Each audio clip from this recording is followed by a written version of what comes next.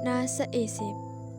Sa araw-araw na distansya ang pumapagitan sa ating dalawa, malamang nasa isip kita. Wala akong magawa kundi ang isipin ka.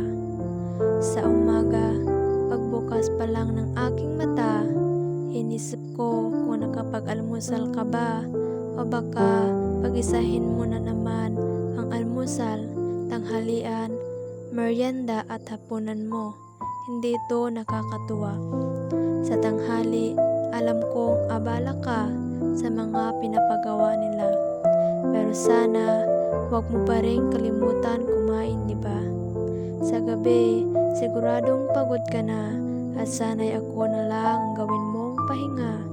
Ngunit, napapaisip din ako na baka maaari na tayong magsama kasi minsan nakakasawa na nasa isip lang kita.